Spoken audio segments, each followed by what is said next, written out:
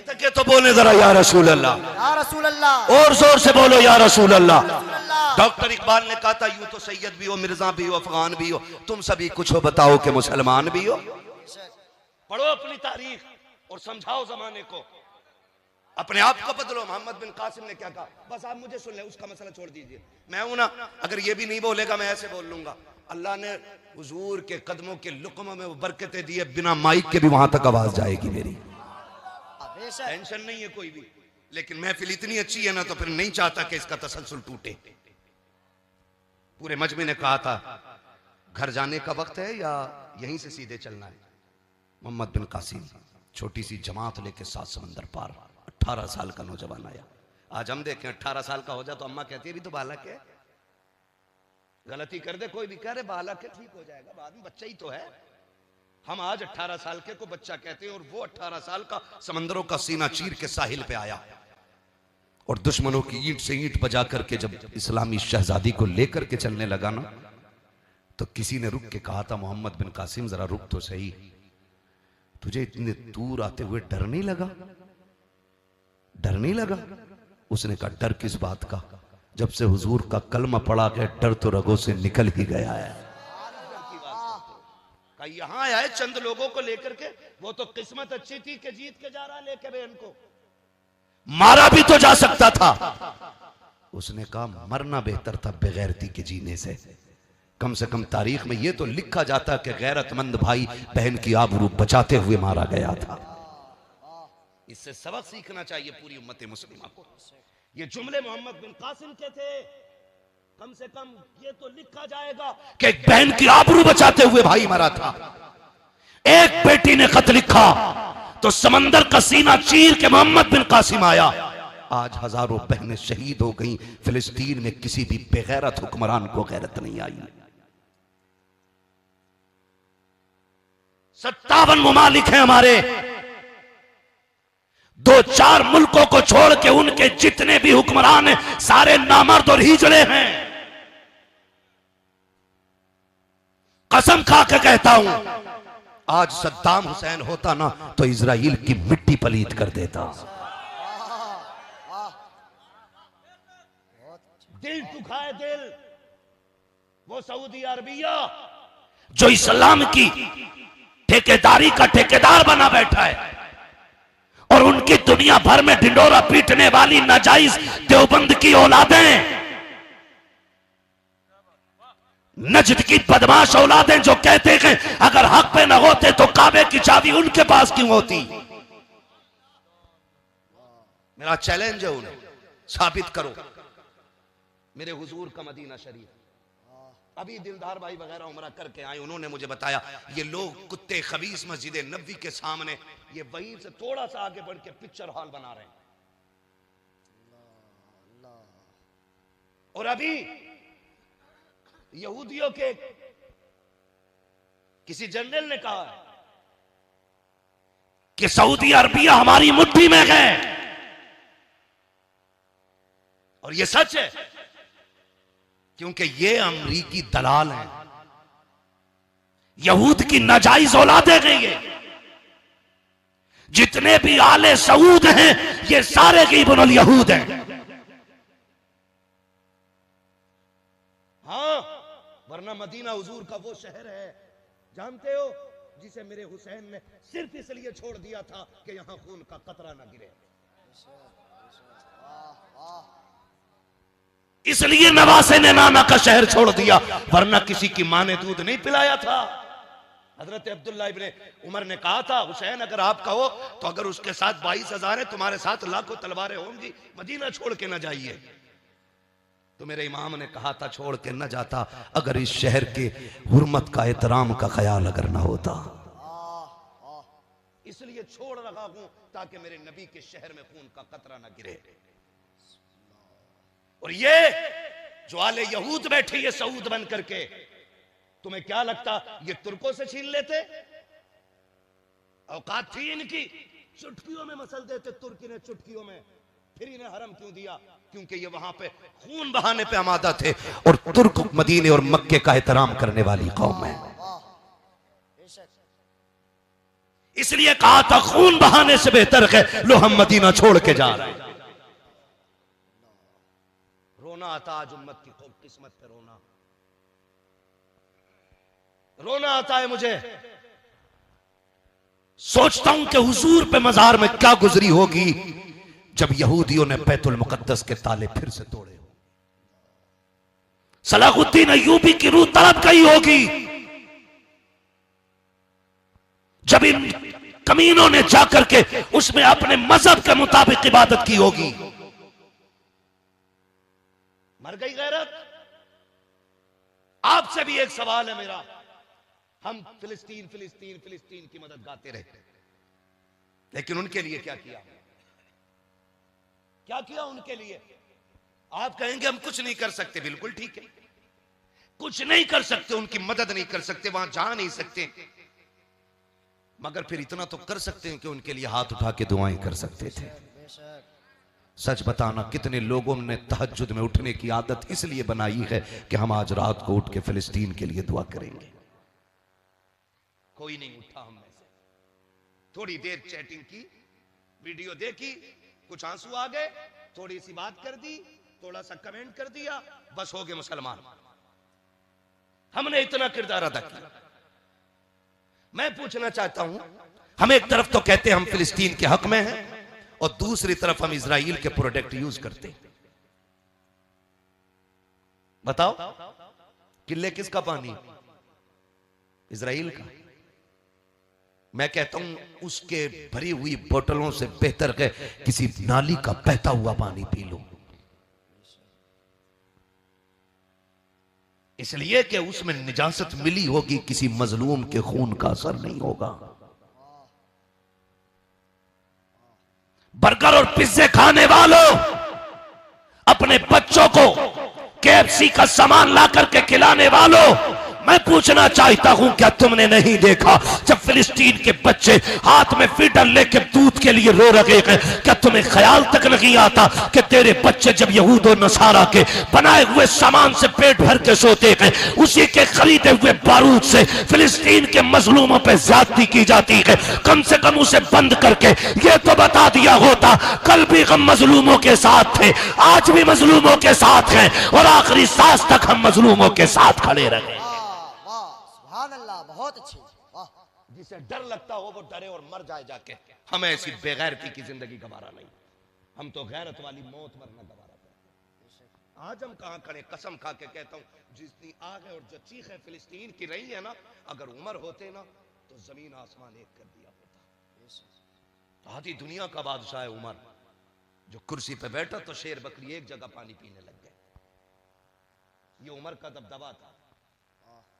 हाँ, और जबकि दौलत की कसरत नहीं थी, गुर्बत इतनी थी कि घरों में फाके होते थे।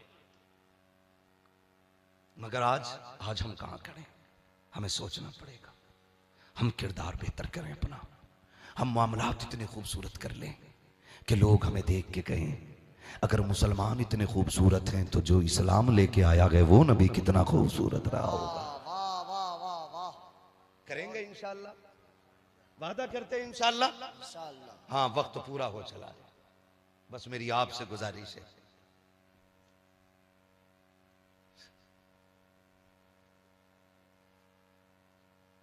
भाई मैं आपसे कहना चाहता हूं, आपके पास बहुत टाइम है, लेकिन अच्छा होगा कि अगर आइंदा कभी जलसे होना तो कम वक्त में जलसे मुकम्मल कर लिया करें। मैं भाई से कह रहा था बैठा हुआ, मैंने कमेटी वालों से कहा था ज़रूरी यह है कि जलसे ऐसे वक्त में ख़त्म करें कि नमाजी को फजर की नमाज भी मिल जाए और मजदूर को सुबह की मजदूरी भी मिल जाए। ज़रूरी नहीं है 4 बजे तक चलेगा जलसा मकबूल होगा। एक बंदे का भी दिल बदल गया ना तो समझ लेना जलसा करना भी कामयाब और जलसा कराना भी कामयाब है। ठीक है ना? इंशाअल्लाह उम्मीद की जाती है आइंदा।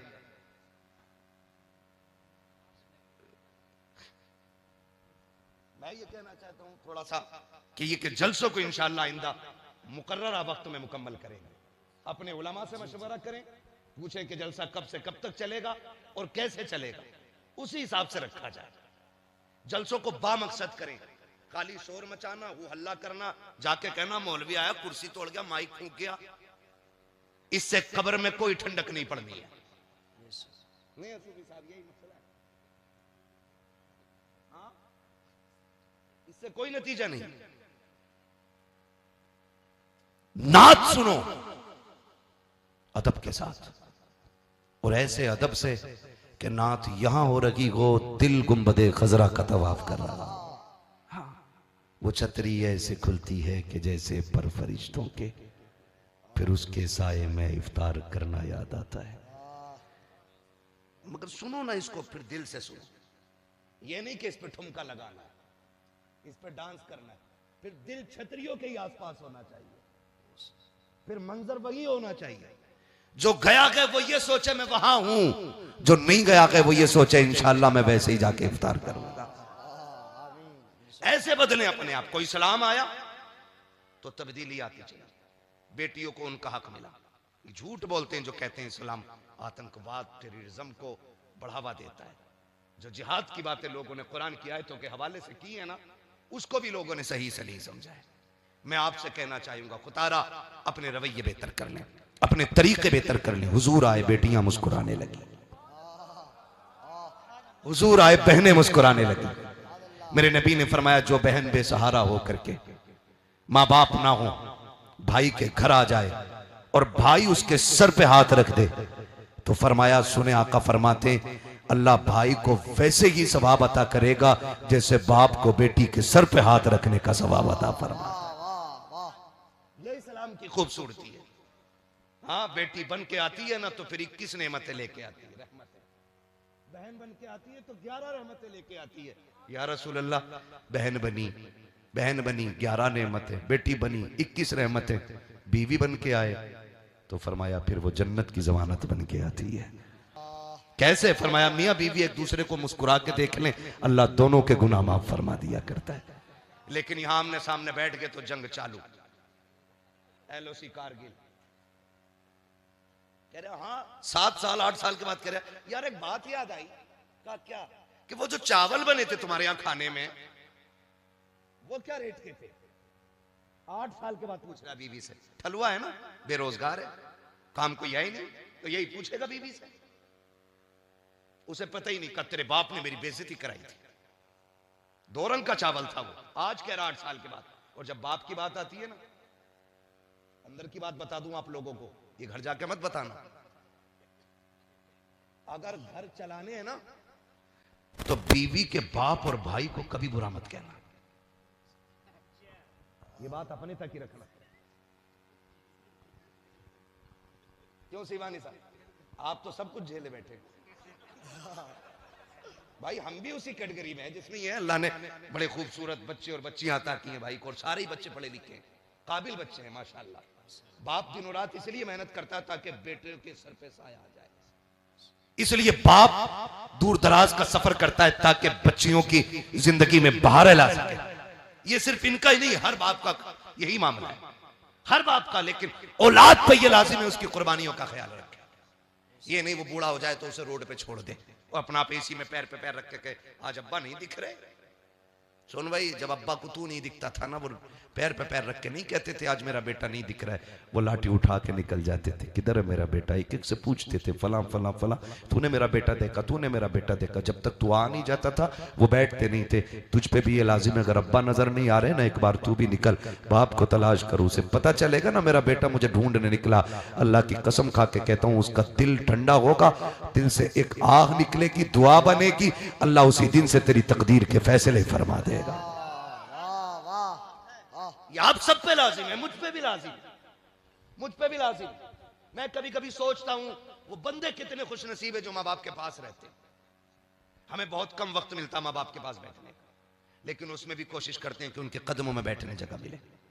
घर कभी भी जाया करो अब्बा के सामने मास्टर, कलेक्टर, डिप्टी इंजीनियर बन के नहीं, वही गुड्डू, पप्पू, कलुआ, मलुआ, भोलू, गोलू, यही बन के जाया करो और उनके पैरों में बैठ जाओ। आप कुछ भी है ना, स्टार है ना, आपके कंधे पे उतार के रख दे, पगड़ी है ना एक तरफ रख दे, जुब्बा है सादे लिबास में आ जा, बैठ मां के पैरों में कि अम्मी वो हाथ जो बचपन में डाला करती ना सर में, वो जरा लगा दे, कह क्योंकि दर्द हो रहा है। कसम खा के कहता हूं, जो बड़ी बड़ी गोलियों से दर्द ना रुके, माँ का हाथ सर पे आता है, फौरन दर्द ठंडे पड़ जाया करते हैं। इसलिए कि सिर्फ माँ का हाथ नहीं होता, ऐसा लगता है जैसे जिब्रील के परों का साया आ गया है। वाह वाह वाह। ये माँ होती है। बैठो उसके पाए कदमों में, बैठो उसके पैरों में, कभी दुआएं लो उससे। वो सबसे अमीर है जिसके पास माँ है। बेशक बेशक। वो बादशाह है जिसके पास बाप है, और वो सबसे बड़ा गरीब है जिसके पास से माँ बाप जा चुके हैं। वो बंदा गरीब हो गया। इनकी कदर जाने के बाद मालूम होगी। आज है तो नहीं कदर है ना, आज है तो कदर नहीं है। कल जब ये चले जाएंगे ना तब पता चलेगा। जानते हो जब हिजरत की मेरे नबी ने, हिजरत रोते हुए मक्का शरीफ छोड़ा था, मुड़ मुड़ के हुजूर हरम काबा को देख रहे थे, और जाते जाते अबू बकर के कान में कहा था, यार अबू बकर उस रास्ते से चलेंगे जिस रास्ते पे मेरी माँ की कब्र पड़ती है। ये माँ होती है। मेरा नबी हिजरत कर रहा है, हिजरत कर रहा। अबू बकर उस रास्ते से चलना है जिस पे मेरी माँ की कब्र पड़ती है। अबू बकर सिद्दीक कहते मैं हुजूर के साथ था, हुजूर माँ की कब्र पे आए, कहते अजीब मंजर था। सरकार माँ की कब्र पे बैठे रोने लग गए और अबू बकर सिद्दीक कहते हुजूर ने ना यूं अम्मी की कब्र पे हाथ रखा और ऐसे हाथ फेरते जाते, खुदा की कसम कायनात मेरे नबी की मिसल नहीं बन सकती है। मेरी औकात क्या कि मैं मिसाल दे सकूं। तकरीब फहम के लिए मैंने हाथ हिलाया है। हुजूर माँ की कब्र पे हाथ फेरते जा रहे हैं, अबू बकर रोते जा रहे हैं। सरकार ने माँ के लिए हाथ उठाए हैं। अल्लाह अकबर। पैगंबर मुसीबत के दिन है, अय्याम है ऐसे जिनमें इम्तिहान की घड़ियां सख्त चल रही हैं। सरकार माँ की कब्र अनवर पड़ जाते हैं। आज भी मैं कहता हूं यार माँ है तो कदर कर लो, वरना तुम देखो उन बेटों को जो दुबई सऊदी अरबिया चले जाते हैं, माँ दुनिया छोड़ के चली जाती है। जब लाखों का बैलेंस लेके वो विदेश से पलटते हैं, दूसरे मुल्क से बेहिसाब दौलत लेके आते हैं। मैंने आज तक किसी बेटे को तोड़ के इसी के कमरे में जाते नहीं देखा है। मैंने बड़े बड़े पैसों को रोते हुए कब्रिस्तान की तरफ जाते देखा है। जा पूछ कलाई पकड़ के, तू तो 10 साल में लौटा है, तेरे पास दुबई की करेंसी है, तेरे पास सऊदिया की करेंसी है, तेरे पास अदर कंट्री की यूएसए की दौलत है, रो क्यों रहा है? वो कहता है ये सब कुछ है, मगर मां नकी है तो गरीब लग रहा हो, मां नकी है तो तनखा लग रहा हो। ये सोच के मां की कब्र पे जाता है, या अल्लाह जो सुख मुझे दौलत से नहीं मिला वो मां की कब्र की जियारत से अता फरमा। नारे तकबीर।